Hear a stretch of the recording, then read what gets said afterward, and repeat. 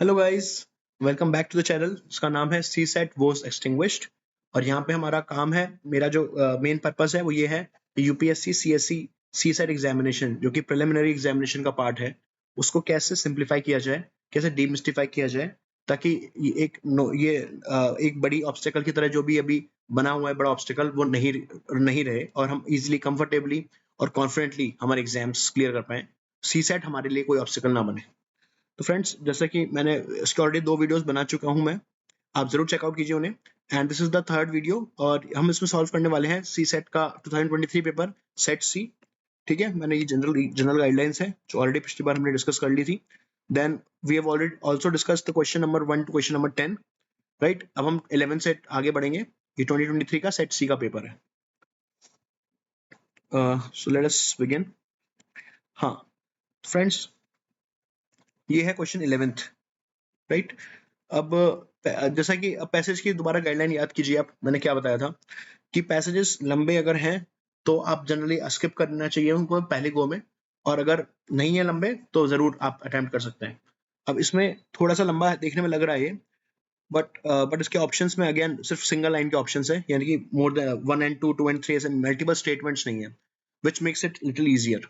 ठीक है, अब yes you can skip this question also, क्योंकि थोड़ा सा दिखने में बड़ा लग रहा है। मतलब ऑब्वियसली मैंने क्यों पढ़ा इसका मेरा रीजन बताता हूँ मैं। उस टाइम पे ये रियल टाइम एग्जाम जो पेपर है वो है, तो उसमें इसलिए पढ़ा था बिकॉज इसमें देखिए पहली बात तो थोड़ा सा देखा तो मैंने स्टेट्स रिवर के बारे में था।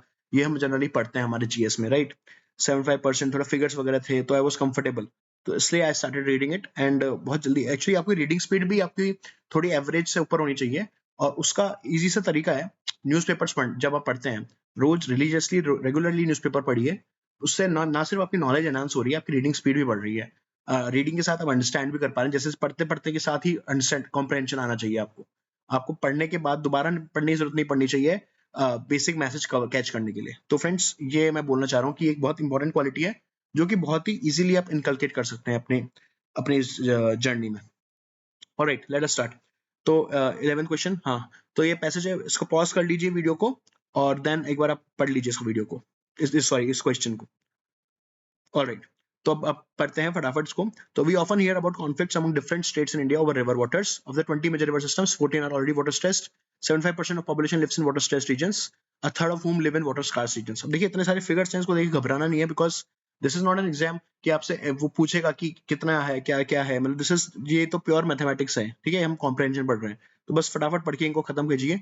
क्लाइमेट चेंज द डिमांड्स, अब यहाँ से इंपॉर्टेंट रहता है climate change, the demands of rising population and the need for agriculture to keep pace and increased rate of urbanization and industrialization will exacerbate the water stress।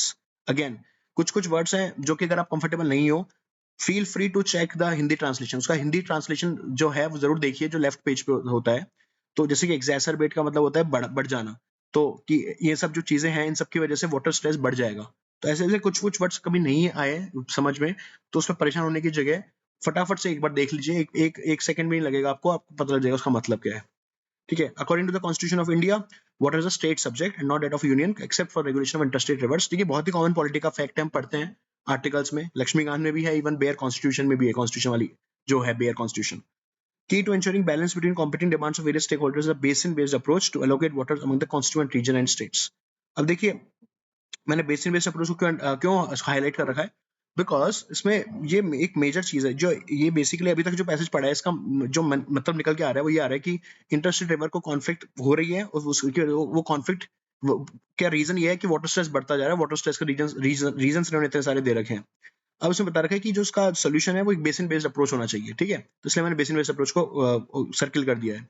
allocating fair share of water to them requires assessments based on objective criteria, ठीक है, such as specificity of the river basin, size of this, existing water use, demand, efficiency, etc.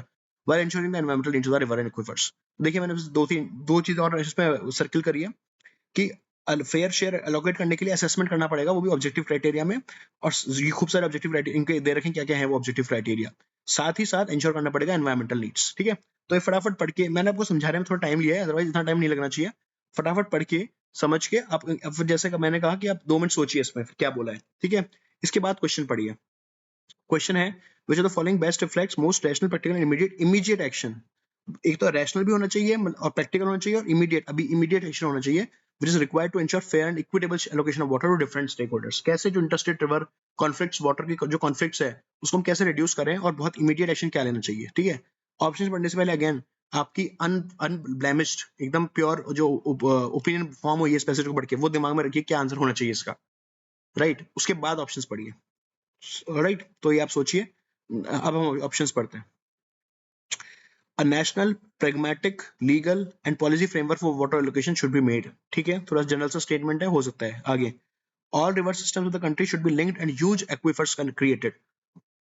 देखिए बहुत ही absurd सा statement है।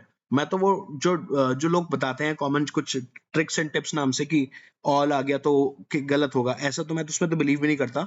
But आप just पूरा पढ़िए statement को, आपको लगेगा कितना सा एब्सर्ड सा है। मतलब कि सारे रिवर सिस्टम को आप लिंक कर दीजिए और एक बड़ा सा एक्विफर बना दीजिए। हम जीएस के नॉलेज से हमें इतना तो पता ही है कि रिवर सिस्टम जो इंटरलिंकिंग है वो काफी कंट्रोवर्शियल चीज है, उसके बहुत प्रोज एंड कॉन्स है। सारे रिवर सिस्टम को कैसे लिंक करेंगे जरा सोचिए। तो ये अपने आप को पढ़ते ही इसको पता लग जाना चाहिए आपको कि गलत है, क्योंकि ना सिर्फ हमारी प्रीवियस नॉलेज, हमारा जो पैसेजेस में भी कहीं लिखा नहीं हुआ। तो सीधी सी बात है, तो ये आप सीधे सीधे क्रॉस कर दीजिए। Then water channels between the regions of water surplus and regions of water deficit should be created. Again ये इंटरलिंकिंग वाली बात कर रहा है, जो कि एक सिर्फ एक एस्पेक्ट है।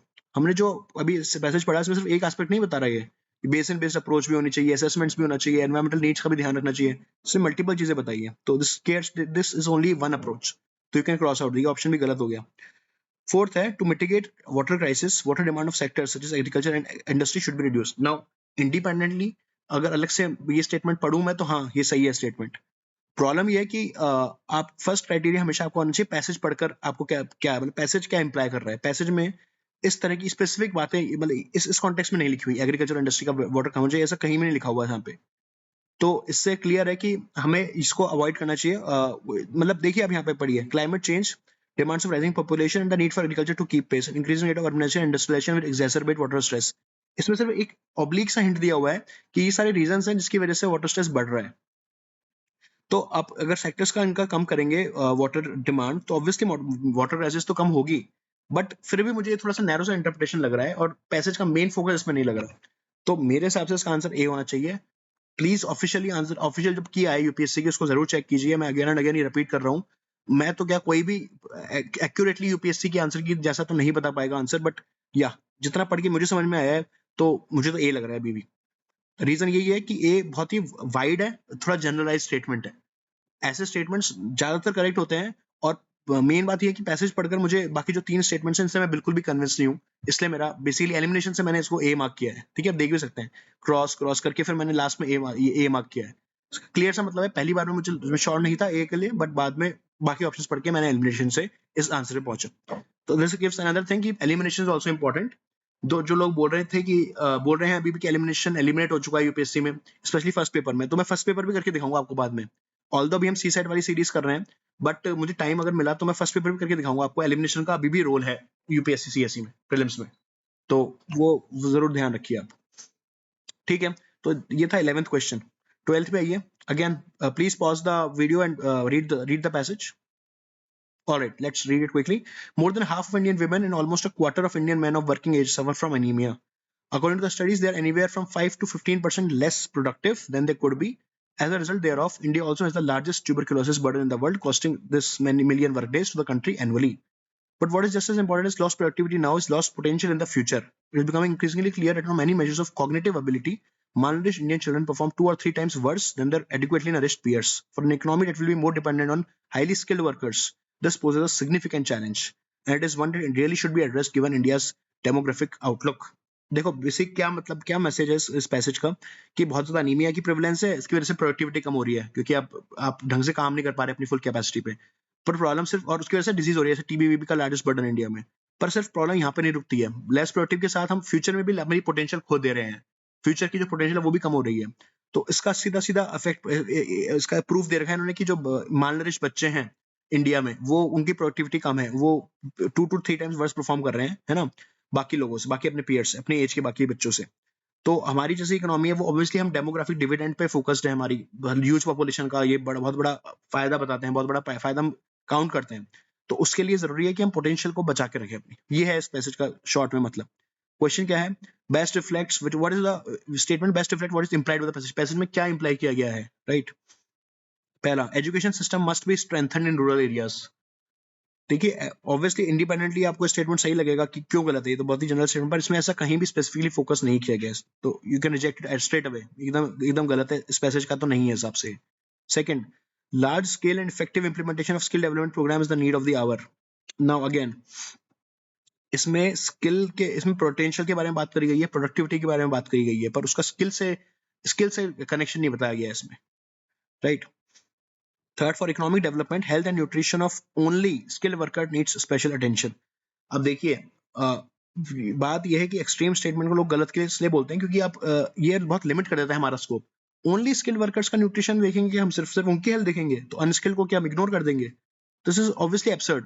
तो आप सीरियसली इसको क्रॉस कीजिए, राइट। मतलब ऐसे स्टेटमेंट्स कभी भी सही नहीं हो सकते, right.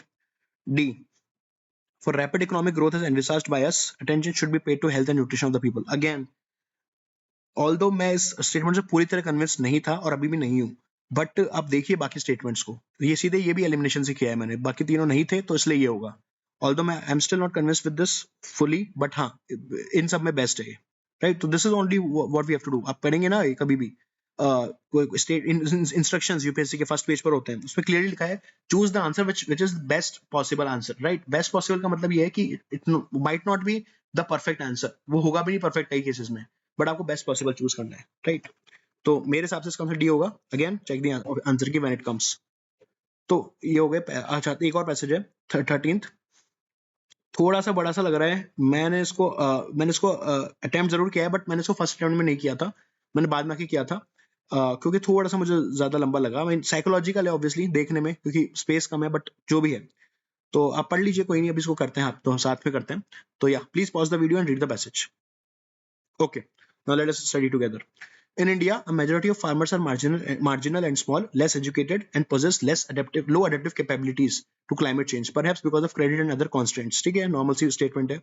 So one cannot expect autonomous adaptation to climate change. Even if it was possible, it would not be sufficient to offset the losses from climate change. To deal with this, adaptation to climate change is paramount, alongside a fast mitigation response. Another solution is to have a planned or policy-driven adaptation, which would require the government to come up with policy recommendations. Perception is a necessary prerequisite for adaptation. Whether farmers are adapting agricultural practices to climate change depends on whether they perceive it or not. However, this is not always enough for adaptation. It is important how a farmer perceives the risks associated with climate change. देखिए इसको summarise कर लीजिए अपने दिमाग में क्या बोल रहा है ये, क्योंकि क्वेश्चन वही है, most logical and rational message. ठीक है, तो हाँ, तो इसमें बेसिकली ये बोला गया है कि हमारे फार्मर्स जो हैं वो बहुत ज्यादातर, जो 86% I think if I am not wrong, small और मार्जिनल कैटेगरी में आते हैं, तो ऑब्वियसली लेस एजुकेटेड हैं, एडेप्टिव कैपेबिलिटीज नहीं है क्लाइमेट चेंज की, और यहाँ पे हम क्लाइमेट चेंज मिटिगेशन की बात करते हैं, तो उनको बेचारों को वैसे ही एजुकेशन नहीं है, वैसे ही बहुत से कम कैपेसिटी है, तो वो कैसे अडेप्ट करेंगे, बहुत सारे कॉन्स्टेंट्स हैं उनके पास। तो वही बताया गया इसमें कि कैसे हम इसका सोल्यूशन ढूंढ सकते हैं। तो पॉलिसी ड्रिवन सोल्यूशन हो सकता है, फास्ट मिटिगेशन रिस्पॉन्स, परसेप्शन यानी कि कैसे आप देख रहे हैं, perception is a necessary prerequisite, ये सब चीजें के बारे में बात करी गई है। तो मोस्ट लॉजिकल रैशनल मैसेज देते हैं, क्या बोल रहे हैं, adaptation to climate change and mitigation responses are basically the responsibility of the government. देखिए ये स्क्वायरली रिस्पॉन्सिबिलिटी डाल रहे गवर्नमेंट पे, मींस इसका कहने का मतलब ये है कि सिर्फ गवर्नमेंट है वही रिस्पॉन्सिबल है क्लाइमेट चेंज के अडेप्टेशन के लिए। ठीक है, अब ये सुनने में गलत सा लग रहा है, बट मैंने इसको क्रॉस नहीं किया पहली बार में, बिकॉज मैंने कहा देखते हैं बाकी स्टेटमेंट्स पढ़ते हैं। B is climate change causes a change in government policies regarding land use patterns in the country. ऐसा explicitly कहीं नहीं है पैसेज में, तो I would cross it. C is risk perceptions of farmers are important for motivating them for taking adaptation decisions. Okay, let us keep it on hold. Fourth है, since mitigation is not possible, governments should come up with policies for quick response to climate change. देखिए ये थोड़ा negative connotation में चल जाता है statement, तो इसलिए मैंने इसको भी क्रॉस किया है। अब आप देखिए फर्स्ट और थर्ड की यहाँ तक बात आती है। फर्स्ट थोड़ा सा मैंने कहा था, थोड़ा सा मुझे गलत सा लग रहा है, बिकॉज ये स्क्वायरली सिर्फ गवर्नमेंट की रिस्पॉन्सिबिलिटी बता रहा है सारी, बट हम ऐसे ही इसको क्रॉस नहीं करेंगे। अब सी वाले एक बार रिस्क परसेप्शन की बात है ना, अब यहाँ पे देखिए रिस्क परसेप्शन दोबारा एक बार देख लीजिए। ऐसे भी कर सकते हैं, कभी दोबारा डाउट हो रहा है पैसेज पढ़ ऑप्शंस पढ़कर, तो एक बार दोबारा से वो पार्ट देख लीजिए पैसेज में जहाँ पे ऑप्शन का स्टेटमेंट दे रखा है। जैसे कि यहाँ पे लिखा हुआ है, perception is a necessary prerequisite for adaptation. अगर आपको, इसका मतलब यह है स्टेटमेंट का कि अगर किसी को पता ही नहीं होगा, उसको दिख ही नहीं रहा होगा कि जरूरत है, तो वो अडेप्ट क्यों करेगा? यानी कि अगर कुछ दिख रहा है हमें कुछ गलत है, तब जाके हम सोचेंगे उसको चेंज करें, तो वही चीज इसमें बताई गई है। तो इसमें लिखा है वेदर फार्मर्स अडॉप्ट कर रहे हैं नहीं कर रहे, वो डिपेंड करेगा कि उनको समझ में आ रहा है कि नहीं आ रहा कि क्लाइमेट चेंज हो रहा है असली में, और हो रहा है तो उसको उससे उनको नुकसान है, उनकी जो प्रोडक्टिविटी है वो कम है, वो सब चीजें हैं, right. However this is not always enough, हमेशा इनफ नहीं है, बट हाँ एक जरूरी चीज है, ये बोला गया है इसमें। Risk perception of farmers are important for motivating them, तो उनको मोटिवेट करने के लिए जरूरी है, तो हाँ ये सही लग रहा है, तो इसको मैंने सी मार्क किया है, राइट। तो ये लॉजिक था मेरे करने का, अगेन ऑफिशियल की देख लेंगे हम सब जब आएगी, ठीक है। दिस कंप्लीट्स द पैसेजेस इसमें इस वाले लाइन में। अब 14th क्वेश्चन से दोबारा क्वांट आते हैं। देखिए अब ये क्वेश्चन थोड़ा सा इंटरेस्टिंग है बड़ा, और ये मेरा गलत हुआ था, तो इसलिए मैं आपको बता रहा हूँ, बाद में मैंने सोचा इसका, तो मतलब मुझे खुद को पता लग गया था कि क्यों गलत है। अब आप पढ़िए इस क्वेश्चन को, मैं बताता हूँ कैसे करना है इसको। देखिए Raj has 10 pairs of red, 9 pairs of white and 8 pairs of black shoes in a box, ठीक है। 10 तो रेड शूज हैं, रेड 10 पेयर्स तो रेड शूज हैं, 9 पेयर व्हाइट शूज हैं, 8 पेयर ब्लैक शूज हैं। If he randomly picks shoes one by one, ठीक है, without replacement from the box, to get a red pair of shoes to wear, what is the maximum number of attempts he has to make? देखिए मतलब ये है सीधा सा कि उसके पास 10 प्लस 9 प्लस 8, जिसका कि सम होता है 27, हाँ 27 पेयर्स ऑफ शूज हैं एक बॉक्स में, उसमें से अलग अलग कलर के अलग अलग नंबर है। अब ये बोल रहा है कि ऐसा कितना अटेम्प्ट्स लगेंगे मैक्सिमम, ज्यादा से ज्यादा कितने अटेम्प्ट्स लगेंगे राज को, जिसमें कि वो रेड पेयर ऑफ शूज निकाल पाए पहनने के लिए। अब यहाँ पे पता है जो कंफ्यूजन होता है ना, वो पेयर वर्ड पे होगा। पेयर का मतलब होता है दो, ठीक है, शूज हमेशा ऑब्वियसली पेयर में होते हैं, तो अब आपको वो भी चीज अकाउंट में लेनी पड़ेगी। अब मैं बताता हूँ उसको कैसे अप्रोच करना है। पहले तो आप मैक्सिमम देखना है, तो आपको सबसे वर्स्ट केस सिनेरियो देखना है कि उसको रेड मिल ही नहीं रहा, तो आप सारे पहले तो ब्लू निकाल लीजिए, सॉरी ब्लैक निकाल लीजिए, व्हाइट निकाल लीजिए, और फिर रेड पे आएंगे। तो 8 पेयर ऑफ शूज हैं ब्लैक के, यानी कि 16 शूज हो गए, राइट। 9 है व्हाइट के, वो हो गए 18, 18 प्लस 16 करेंगे तो आता है 34, राइट। अब 34 शूज निकालने के बाद अब बॉक्स में बचते हैं सिर्फ 10 पेयर्स ऑफ रेड शूज, ठीक है। तो 34 हमारे पास एक हो गया फिगर, 34 से कम जो भी है इसको काट दीजिए, हाँ ए है तो ए को कट कर दीजिए सीधे सीधे, कोई चांस ही नहीं है कि 27 होगा, बिकॉज मैक्सिमम पूछा है इसने, राइट। तो हमें वर्स्ट से वर्स्ट सिनेरियो लेना है। अब 34 के बाद 10 रेड बचते हैं, 10 पेयर्स रेड के, राइट। अब इसमें क्या है कि अब आप रेड का निकालने शुरू करेंगे, तो आपने पहला निकाला तो वो हो गया 35th, राइट, और दूसरा निकाला क्योंकि पेयर है तो वो हो गया 36th, और यही देखकर आप फटाफट जल्दी जल्दी में 36 मार्क कर देंगे, जो कि मैंने भी किया। अब प्रॉब्लम पता है इसमें क्या है कि अगेन वर्स्ट केस सिनेरियो देखना है हमें, तो हम यहाँ पे ये समझ नहीं पाते कि पेयर का मतलब है कि राइट और लेफ्ट दोनों, राइट। अब हो सकता है कि 35th जो है वो भी राइट निकला, 36 निकला वो भी राइट निकला, राइट। ये तो एक मिनट, ये कंफ्यूजन हटाने के लिए मैं लिख देता हूँ, ये रेड है, राइट। 10 पेयर रेड है, तो जरूरी थोड़ी है कि हम जो पहली बार निकाल रहे हैं वो भी राइट निकले तो दूसरे वाला लेफ्ट ही निकलेगा, राइट। समझ रहे हैं आप। तो 35 हमारा राइट निकला, 36 राइट निकला, 37 ऐसे करके जब तक कि 10 राइट, हो सकता है पहले 10 राइट निकल जाए, राइट, बिकॉज वर्स्ट केस सोचना है, तो 10 ऐड कर लीजिए 34 में, यानी कि 44 शूज हमारे जब निकल जाएंगे ना, तब जाके हम बोल देंगे कि अब बॉक्स में जो बचे हैं शूज वो सिर्फ 10 रेड के, 10 रेड, और वो भी लेफ्ट वाले शूज बचे हैं। तो अब हम जो भी निकालेंगे ना पेयर, जो भी शूज निकालेंगे एक, वो लेफ्ट ही होगा, तो यानी कि 45th, एक मिनट में थोड़ा सा क्लियर कर दूं उसको, हाँ, तो यहाँ 44 अटेम्प्ट तो हो चुके हैं हमारे, अभी तक हमारे पास एक पेयर नहीं आया रेड का, पर जैसे ही 45th अटेम्प्ट हुआ वैसे ही 100% हमारे पास रेड आ जाएगा, और उसका रीजन मैंने अभी आपको समझाया। हाँ, तो जैसे, हाँ तो आप समझ रहे हैं, तो जैसे ही एक सेकंड थोड़ा सा और, हाँ, तो 34 देखो 34 शूज से तो आई थिंक क्लियर होगा सबको कि 16 इसके ब्लैक निकले, 18 व्हाइट निकले, 34 शूज बाहर आ गए। अब बचे हैं उसमें सिर्फ रेड, अब वो रेड में 10 रेड के पेयर बचे हैं, यानी कि 20 शूज बचे हैं, ठीक है, इस तरह से समझिए इसको, 20 शूज स्टिल हैं बॉक्स में। अब हमने शुरू किया रेड निकालने, हमने शूज निकालने शुरू किए तो रेड ही बाहर आएंगे, ठीक है, 20 रेड है ये। प्रॉब्लम ये है कि 20 एक ही तरह के नहीं है, इसमें 10 तो लेफ्ट है और 10 राइट है, ठीक है। हम वर्स्ट केस सिनेरियो सोच रहे हैं, अगेन मैक्सिमम, ये वर्ड बहुत इंपॉर्टेंट हो गया यहाँ पे, मैक्सिमम नंबर। तो आप सारे ये समझिए कि कोई से भी एक तरह के निकलेंगे पहले, लेफ्ट या राइट डजेंट मैटर, तो 34 प्लस 10, ठीक है, वो सारे मान लीजिए आप लेफ्ट या सारे मान लीजिए राइट, तो ये हो गया 44 शूज तक हमने निकालने के बाद हमारे बॉक्स में जो बचते हैं वो बचेंगे सिर्फ 10 रेड के एक तरफ का पेयर। अगर लेफ्ट निकाला है तो राइट बचेगा, और राइट निकाला है तो लेफ्ट बचेगा, राइट। मैं इसमें अज्यूम करूंगा राइट निकाला है, लेफ्ट बच गया। अब जो भी पहला शू आएगा वो ऑब्वियसली लेफ्ट आएगा और रेड कलर का आएगा, तो वो हो गया 45th। And that friends is our answer, D. D should be the answer of this question, क्योंकि मैंने पूरा समझाया आपको, जैसे maximum number of attempts is the key thing है, मैक्सिमम ही कीवर्ड है यहाँ पे, और आप ढंग से इसको करेंगे ना डिकोड तो आपका आंसर आ जाएगा। मेरी भी गलती रही कि थोड़ा सा, एक्चुअली हम बहुत एक्साइटेड हो जाते हैं जब थोड़ा सा हम सॉल्व करके हम फटाफट हमें फैमिलियर चीज दिखती है, ऑप्शन में दिख रही है, अरे वाह 36 है, सीधे 36 मार्क करो, राइट। बट मैं यही बोल रहा हूँ कि इसमें एक्यूरेसी बहुत इंपॉर्टेंट है सी सेट में, बिकॉज हमारा फोकस हमेशा होना चाहिए इसमें कि एक्यूरेसी ज्यादा से ज्यादा बढ़े। तो इसका आंसर 36 नहीं है, इसका आंसर 45 है, राइट।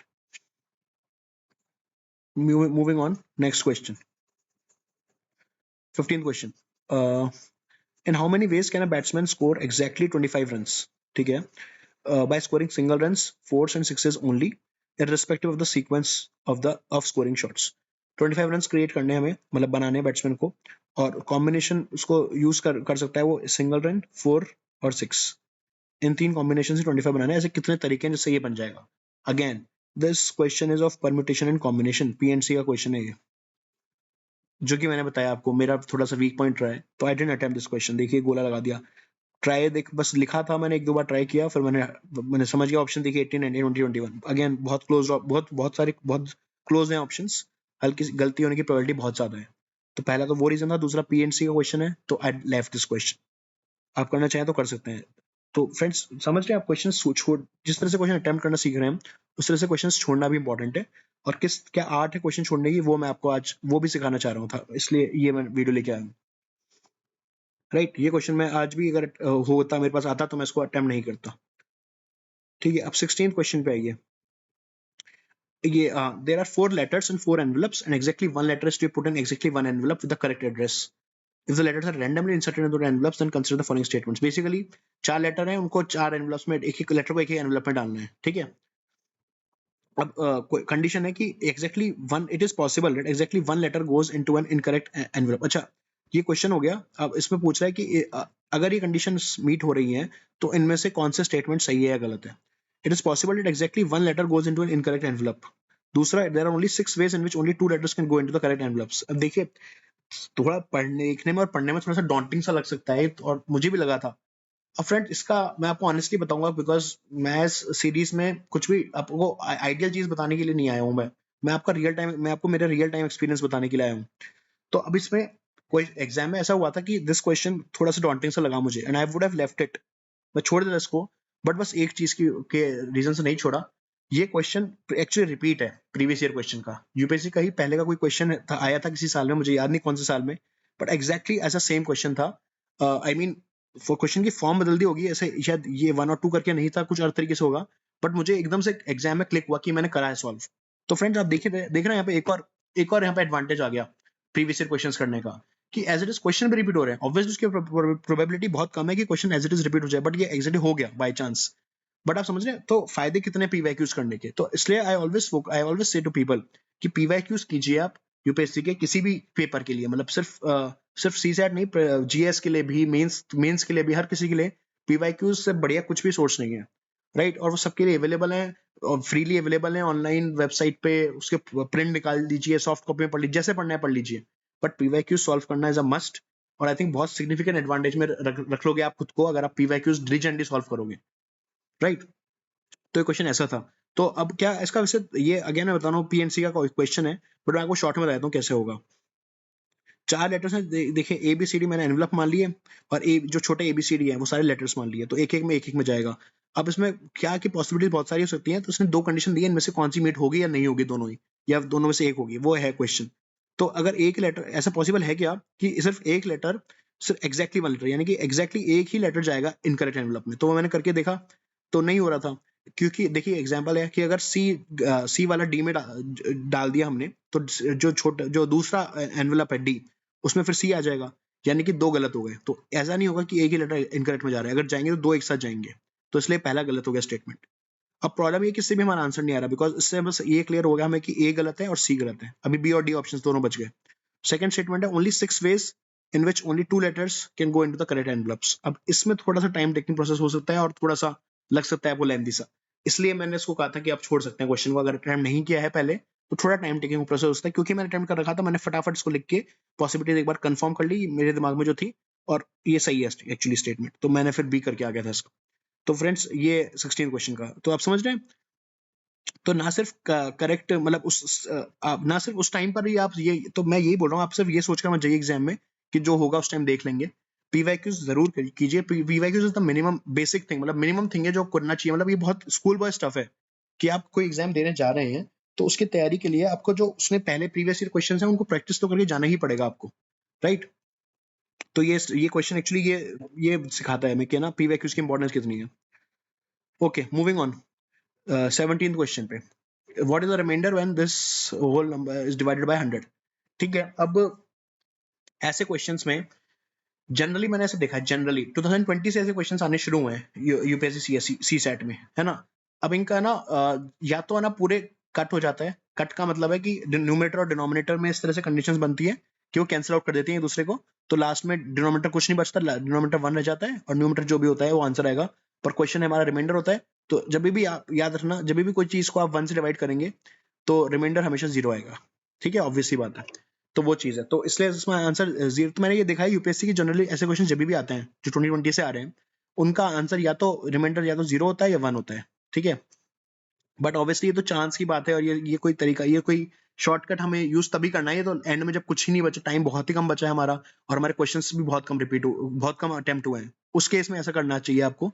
बाकी ऐसा बिल्कुल एडवाइजेबल नहीं है, मैंने ऐसा बिल्कुल नहीं किया था। देखिए मैंने यहाँ पे कर भी रखा है, सारे क्वेश्चन सारे इनको लिख लिया मैंने मल्टीप्लीकेशन को, और 100 से डिवाइड कर दिया। यहाँ पे सीधे सीधे कट रहा था, ये कैंसिल हो रहा था हमेशा। 195 5 से कैंसिल हो रहे थे, 19 यहाँ पे 19 बचा, 20 बचा, एंड देन 2 से कैंसिल कर आके जो भी है लास्ट में, यहाँ पे मेरे पास 1 बच गया था लास्ट में, रिमाइंडर सॉरी डिनोमिनेटर। तो मैं समझ गया कि जो भी आएगा मल्टीप्लिकेशन वो हमें यहाँ पे करने मत बैठ जाना आप कि क्या मल्टीप्लाई करके देखते हैं क्या आता है, बिकॉज वो क्वेश्चन नहीं है। क्वेश्चन की डिमांड है रिमाइंडर। जैसे ही 1 आया डिनोमिनेटर में, क्लियर है रिमाइंडर आ गया 0, तो मैंने सीधे सीधे 0 मार्क कर दिया। एंड दिस इज, ये एकदम श्योरिटी वाला क्वेश्चन है। मतलब फ्रेंड इसमें, मतलब मैं ऐसे भी नहीं बोल रहा कि आप 80% श्योर हो और 90 या फिर 90% श्योर हो, आप 100% श्योर हो ऐसे क्वेश्चंस में। और ये क्वेश्चंस को बिल्कुल मिस नहीं करना है। देखने में डॉन्टिंग लग सकते हैं क्योंकि तरीका नहीं पता होता। तरीका ये है इसका कि आप फटाफट इनको लिख के देख लीजिए, कुछ ना कुछ कैंसिल आउट हो ही जाता है लास्ट में।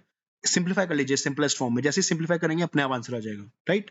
तो इनको और इनकी प्रैक्टिस कीजिए, बिकॉज ये 2020 से लगातार आ रहे हैं। ठीक है, 4 साल हो गए हैं, ये चौथा साल था जब लगातार ऐसा रिमाइंडर वाला क्वेश्चन आ रहा है। तो फ्रेंड्स नंबर सिस्टम पे जरूर ध्यान देना है, बिकॉज नंबर सिस्टम में परम्यूटेशन कॉम्बिनेशन बहुत हैविली आ रहे हैं। ठीक है, नेक्स्ट 18th क्वेश्चन। देखिए फिर वही नंबर सिस्टम क्वेश्चन है। Unit digit, what is the unit digit in the expansion of this. अब देखिए, अब पॉसिबल है क्या इसको करना, इसको बिल्कुल पॉसिबल नहीं है आपको रियल टाइम में करना, राइट। करने की कोशिश भी मत करना बिल्कुल। तो अब यूनिट डिजिट पूछ रहा है, अब देखिए इसका भी सीधा सा हिसाब है। लास्ट नंबर, हमेशा लास्ट नंबर को देखते हैं, लास्ट नंबर है 2, तो आप 2 लिख लीजिए आराम से यहाँ पे। और अब इसको मल्टीप्लाई करने जाएंगे आप, तो आपका सम आएगा एक जस्ट अ सेकेंड। हाँ, तो इसको मैं एक्चुअली ढंग से समझाना चाहता हूँ प्लेन पेपर पे, क्योंकि अच्छा क्वेश्चन है और इस तरह क्वेश्चन आ रहे हैं यूपीएससी में, तो आप कॉन्सेप्ट समझिए इसका क्या है। तो हाँ, देखते हैं एक नए पेपर पे। एक सेकेंड।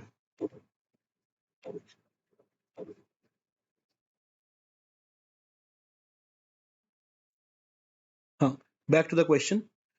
तो क्वेश्चन था ये, यूनिट डिजिट पूछ रहा है ये 57242, और उसको मल्टीप्लीकेशन दे कर रखा है। तो देखिए 57242 multiplied by, sorry, to the power 9 into 7 into 5, 3 into 1, 9 into 7 into 5 into 3 into 1। ये क्वेश्चन है आया फटाफट। अब इसको, अब इसमें पता है यूनिट डिजिट पूछा है, इस क्वेश्चन को पढ़िए ध्यान से, है ना। ये सबसे इंपॉर्टेंट चीज है, हम लोग मिस कर देते हैं। यहाँ पे रिमाइंडर पूछा था पिछले वाला क्वेश्चन में, यहाँ पे यूनिट डिजिट पूछा है। ठीक है, तो सिर्फ यूनिट डिजिट से मतलब होना चाहिए। यहाँ पे पूरा सम करने जा भी नहीं सकते हम लोग। Unit digit, right. Unit digit है 2, राइट। यूनिट डिजिट का मतलब समझते हैं आप, 2 जो लास्ट जो डिजिट है, 2 लिया है यहाँ पे। और 2 की पावर ये है। अब इसको मल्टीप्लाई कर दीजिए फटाफट, 9 7 63, 63 into 5 is 5 1 30, 315, इट्स 315, ठीक है, into 3 ये हो जाएगा 4 945, right, 2 raise to the power 945 basically. अब इसमें आपको पता करना है यूनिट डिजिट का क्या होगा। तो अब अगेन ये ना मैंने बताया था पीरियोडिसिटी ऑफ होती है, पीरियोडिसिटी ऑफ पावर्स होती है, ये मैंने पहले भी बताया, पिछले वीडियो में आप चेक कर लीजिएगा, यहाँ पे बताया था मैंने, है ना। तो अब देखिए 2 को, तो इसके लिए मैं बताता हूँ तरीका, दोबारा बताता हूँ, कोई इशू नहीं है। 2 की पावर 945 है, तो हमेशा हम ना इससे ऐसा करें, 2 रेज़ टू द पावर 1, ये क्या होता है 2, 2 raise to the power 2 is 4, 2 raise to the power 3 8, 2 raise to the power 4 16, 2 raise to the power 5 32। अब यहाँ पे मैं रुक रहा हूँ, अब बताता हूँ क्यों रुकता हूँ।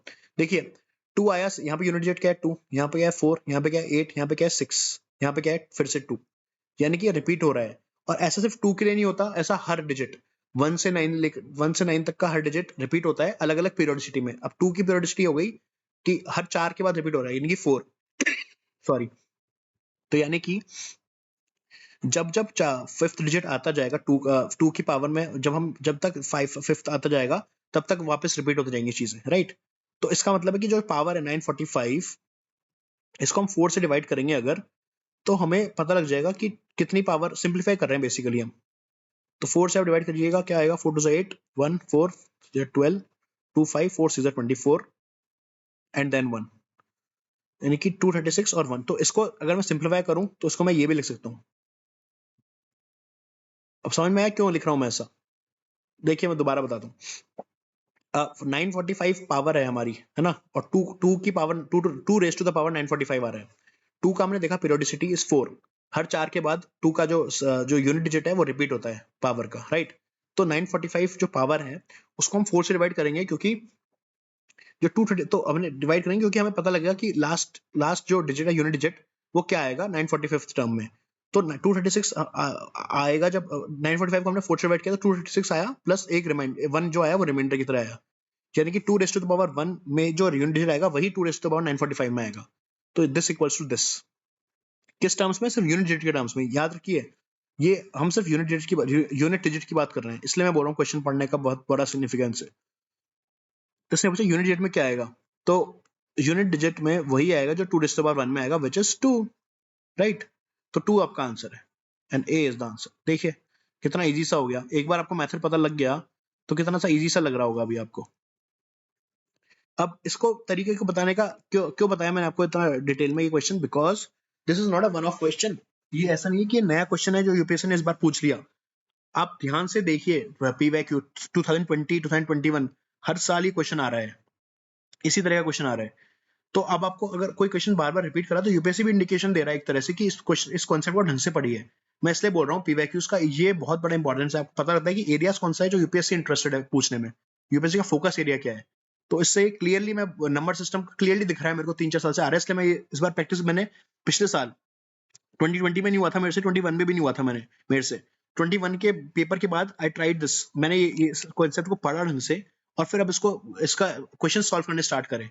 अब मैं इतना कंफर्टेबल हो चुका हूँ, तो इसलिए जब ये क्वेश्चन आया 23 में मैंने बिना सोचे इसको अटेम्प्ट किया पहले अटेम्प्ट में, बिकॉज मुझे पता था कि ये मेरा आएगा एंड क्योंकि इसमें डेफिनेट आंसर आ गया मेरा और फटाफट हो गया, तो it gives a lot of confidence, right. तो 18th का आंसर होना चाहिए ए 2। 19th एबीसी डीईएफ दोनों 3 डिजिट नंबर्स हैं और एबीसीडीईएफ सारे डिस्टिंक्ट डिजिट्स हैं, नॉन जीरो डिजिट्स हैं, यानी कि जीरो तो नहीं है। अब ABC plus DEF is 1111, what is the value of इन सबका समेशन क्या है? इस तरह का क्वेश्चन भी बहुत पूछ रही है यूपीएससी आजकल, ठीक है। सब कुछ भी अनएक्सपेक्टेड पेपर था, मान लिया मैंने सी सेट का, in terms of permutation and combination questions काफी ज्यादा थे, नंबर सिस्टम के क्वेश्चंस का वेटेज ज्यादा बढ़ा दिया था, पर आप टाइप ऑफ क्वेश्चंस देखेंगे तो ये वही क्वेश्चंस रिपीट हो रहे हैं पिछले 3-4 सालों से। तो ये मैं इसलिए बोल रहा हूँ, इसलिए आपको फेमिलियरिटी तो होनी ही चाहिए ढंग से, सिर्फ फेमिलियरिटी नहीं बल्कि पैटर्न का पता लग जाना चाहिए कि इन पे फोकस करना है हमें, राइट। तो देखिए एबीसी और डीईएफ क्योंकि नंबर तीनों 3 डिजिट नंबर्स हैं दोनों और सारे डिस्टिंक्ट हैं, इनका समेशन दे रखा है 1111। पूछा है हमसे कि इनका क्या क्या सम है सबका, ठीक है। तो अब इसमें एक चीज बताता हूँ मैं, राइट सॉरी। सो हाँ, तो एबीसी प्लस डीईएफ का समेशन दे रखा है 1111, हमें पता करना है कि इन सबका समेशन क्या है।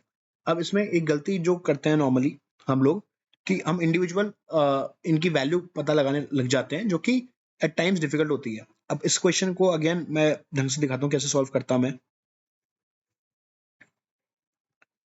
Just a second. हाँ, तो इस क्वेश्चन को मैंने अटेम्प्ट किया था और ये प्रोबेबली मेरा सही है। तो ए बी सी यहाँ लिखा, डी ई एफ सारे सारे डिस्टिंक्ट है और जीरो नॉन जीरो डिजिट्स हैं, कोई भी जीरो नहीं है। तो अब देखिए यहाँ पे हमेशा हमेशा यूनिट डिजिट से स्टार्ट करते हैं हम लोग, राइट। तो अब इसका, अब देखिए यूनिट डिजिट में क्या है 1, यानी कि सी प्लस एफ सम करने से 1 आना चाहिए। बट आपको पता है पॉसिबल नहीं है, क्योंकि सी और एफ मैंने बताया 1 से 9 के बीच में है। तो अगर सी को 1 भी माने और एफ को हमें 2 भी माने, क्योंकि सी एफ 1 नहीं हो सकता क्योंकि एफ और सी दोनों अलग अलग डिजिट्स हैं, तो 1 + 2 भी मानेंगे तो 3 होता है। तो यानी कि 1 ऐसा 2 नंबर्स हो ही नहीं सकते जिनका सम 1 है, तो ये कैंसिल। तो इसका मतलब ये है दूसरी पॉसिबिलिटी कि सी और एफ का सम है वो 11 है, राइट, क्योंकि 1 यहाँ पर है और 1 कैरी फॉरवर्ड कर गया यहाँ पर। तो इस ये हमारा दूसरा हाइपोथेसिस है, राइट। अब आप बोल सकते हैं कि सी प्लस एफ 21 क्यों नहीं हो सकता। और 21 इसलिए नहीं हो सकता बिकॉज हमारे पास लिमिटेशन है कि वो मतलब सी और एफ दोनों 1 से 9 के बीच में ही है। तो आप कोई भी आप सम कर दीजिए मैक्स टू मैक्स, अगर सी को 9 माने और एफ को 8 माने, ये होता है 70 again which is smaller than 21, यानी कि ऐसा पॉसिबल ही नहीं है कि 21 आ पाए। तो ये भी कैंसिल हो गया, तो इसलिए सी और एफ 21 नहीं हो सकता। तो सी और एफ 11 ही होगा, ठीक है, हमें इतना पता लगा। अब ये पॉसिबल नहीं है पता लगाना कि सी की वैल्यू क्या है इंडिविजुअल, एफ की वैल्यू क्या है, पर हमें ये तो पता लगा सकते हैं कि ऐसे कितने डिजिट्स हैं, ऐसे कौन से 2 डिजिट्स हैं जिनका की समेशन 11 है 1 से 9 के बीच में। तो वो है 5 और 6। तो अब कुछ नहीं पता हमें कि कौन सा सी है कौन सा एफ है, बट अज्यूम कर लेते हैं बिकॉज इट डजंट मैटर, वो पूछ ही नहीं रहा हमसे वो इंडिविजुअल चीज। इसको मैं सी को 5 माना है, एफ को 6 माना है, उल्टा भी कर सकते हो, एफ को 5 मान लो सी को 6 मान लो, कुछ नहीं फर्क पड़ता, इट डजंट मैटर, राइट। तो सी को 5 माना, एफ को 6 माना, दोनों को समेशन करिए 11 आएगा, ठीक है। अब आगे बढ़ते हैं। इसका आ गया हमारा 5, ये आ गया हमारा 6, again just assuming, you can reverse it. 11 आया तो 1 यहाँ पे 1 कैरी फॉरवर्ड कर गया यहाँ। इसका मतलब है, देखिए बेसिक एकदम जो करते हैं ना बचपन में हम लोग स्कूल में, वैसे से बता रहा हूँ मैं आपको, बिकॉज वैसे ही अप्रोच से आप निकलता है सी सेट, ज्यादा आपको साइंटिफिक एडवांस मैथमेटिक्स की जरूरत नहीं है। तो 1 + b + e, वो अगेन 1 आ रहा है तो 1 होगा नहीं जैसे मैंने बताया, तो वो 11 होगा, ये भी 11। तो यानी कि b + e हो गया, सॉरी b + e हो गया 10, राइट। ये तो आता है ना 1 इधर जाएगा, 11 - 1 10। अब ऐसे 2 डिजिट्स 1 से 9 के बीच में जिनका की समेशन, जिनका की सम 10 है, और याद रखना दोनों अलग अलग होनी चाहिए, यानी कि 5 + 5 नहीं हो सकता, और दोनों 5 और 6 नहीं हो सकते बिकॉज उनसे अलग होने चाहिए, राइट। सारे डिस्टिंक्ट डिजिट्स हैं, हमने लिखा हुआ है कंडीशन, क्वेश्चन में आप पढ़ेंगे ना, तो इसलिए बार बार क्वेश्चन भी पढ़ते रहा करिए सॉल्व करते टाइम में, डिस्टिंक्ट डिस्टिंक्ट डिजिट्स हैं, नॉन जीरो, ठीक है। तो b + e 10 है, तो मेरे दिमाग में आ रहा था 4 और 6, बट न्यू पॉसिबल है बिकॉज 6 यहाँ पे आ चुका है ऑलरेडी। तो फिर आएगा 3 और 7, राइट। 3 और 7 का समेशन होता है 10। अच्छा, एक और पॉसिबिलिटी है, 2 और 8 भी हो सकता है, तो वो हो सकता है, कोई इशू नहीं है, ठीक है। अब दोनों केस में करके दिखाता हूँ कैसे पॉसिबल है। तो 3 + 7 भी 10 होता है, 2 + 8 भी 10 होता है। तो यहाँ पे हम पहले केस में मान लेते हैं कि b आ गया 3, e आ गया 7, राइट। उस केस में अगेन ये 11 है तो 1 1 कैरी फॉरवर्ड हो गया 1, तो इस केस में 1 + a + d, अगेन वो आ गया 11, अगेन a + d आ गया 10। 10 की पॉसिबिलिटीज 3 7 हो गई, ये 5 6 पहले हो चुका है, तो बचता है क्या, बचता है 2 और 8, राइट। अब देख लीजिए और कुछ पॉसिबल नहीं है। 4 और 6 था पॉसिबल, बट बिकॉज 6 आ चुका है ऑलरेडी, तो वो भी केस पॉसिबल नहीं है। तो 2 और 8, तो यहाँ पे ए को 2 मान लीजिए, डी को 8 मान लीजिए। दूसरा केस था, मैंने कहा था कि नहीं, अगर आप बोलेंगे नहीं ये तो हम तो बी और ई को 2 और 8 मानेंगे, तो वो मान लीजिए b2 e8। तो अगेन उस केस में 1 + a + d जो है वो फिर भी 11 आएगा, तो डजेंट मैटर, तो a + d फिर आ जाएगा 10। अब 2 यहाँ पे 2 और 8 ले लिए तो 3 और 7 आ जाएगा। तो अगेन अगेन उससे कोई फर्क नहीं पड़ा, बिकॉज क्वेश्चन देखिए, फिर पढ़िए क्या है क्वेश्चन। इन सबका समेशन पूछा है, a + b + c + d + e + f। तो कैसे भी करिए आप, तो अगर मैं इसको पहले केस में लेता हूँ जहाँ पे b 3 माना है, e 7 माना है, c और f तो 5 6 है ही, और a और d को माने 2 और 8, तो ऐड कर दीजिए आप। 5 + 6 11, 11 + 10 इज 21, 21 + 10 इज 31, ठीक है।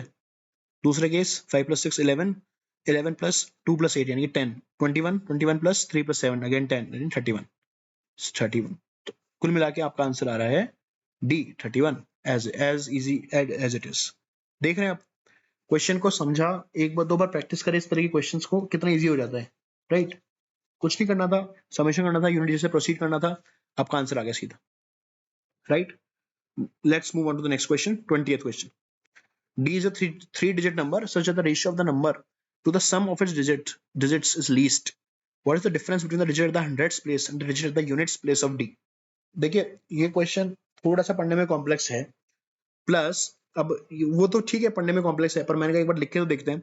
तो देखिए 3 डिजिट नंबर बोला है, मैंने एक्स वाई जेड लिखा और रेशियो उसके उस नंबर का और उसके डिजिट्स के सम का वो लीस्ट है, यानी कि x y z upon x plus y plus Z.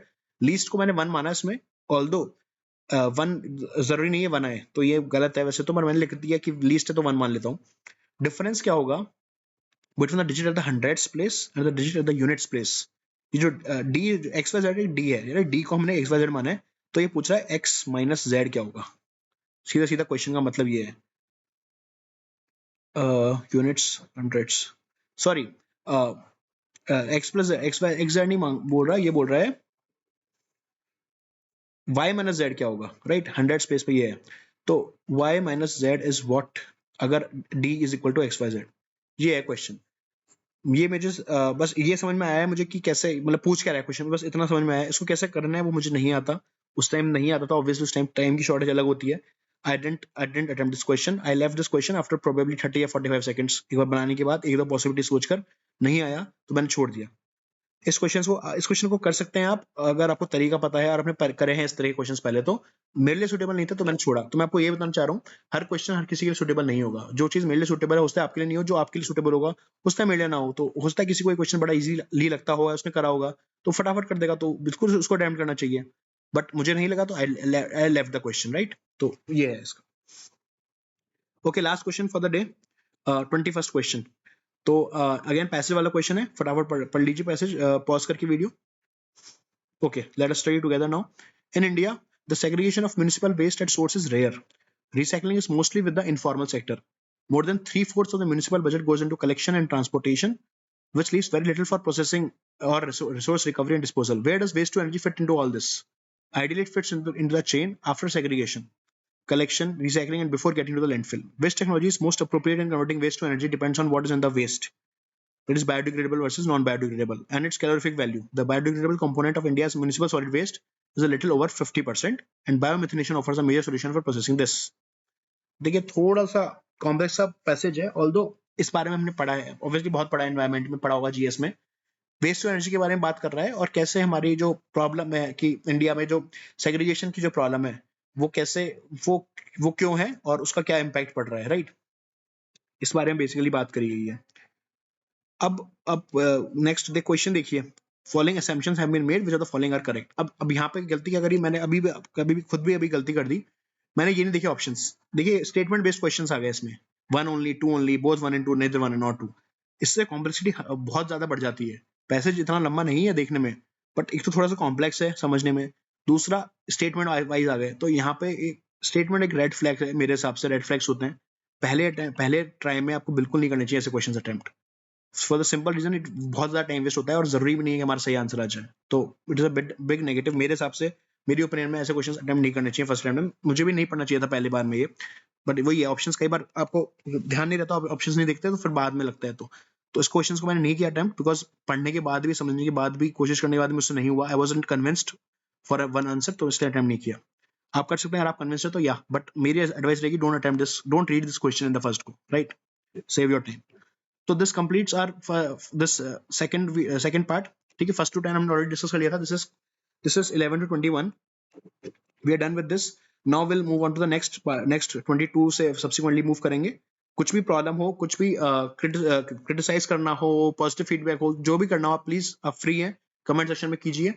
Plus आप मेरा टेलीग्राम चैनल ज्वाइन कर सकते हैं, उसमें sorry I wasn't active actually, मैं बहुत मेरे कुछ फ्रेंड्स का प्रायर एंगेजमेंट वगैरह था तो वहां पे चला गया था मैं, so I wasn't able to make videos, but from now on I promise regularly बनाने की कोशिश करूंगा। तो मेरा टेलीग्राम ग्रुप भी है, वो जो लिंक है टेलीग्राम ग्रुप का वो डिस्क्रिप्शन बॉक्स में नहीं मिलेगा, अगर तो मेरे चैनल इसी चैनल पर अबाउट में जाकर देख लीजिएगा, राइट। उसका नाम है सी सेट विद चक्षु, इस टेलीग्राम ग्रुप का, वो आप जरूर ज्वाइन कीजिएगा। उसमें मैं क्वेश्चंस पोस्ट करना शुरू करूंगा आपसे, पीवाईक्यूज डेली, ताकि आप प्रैक्टिस कर पाए खुद से और खुद की प्रैक्टिस कर पाए. So take care, right? And let us crack this examination together, or let all your CSAT woes be get extinguished. Keep practicing and stay healthy, stay happy. Thank you.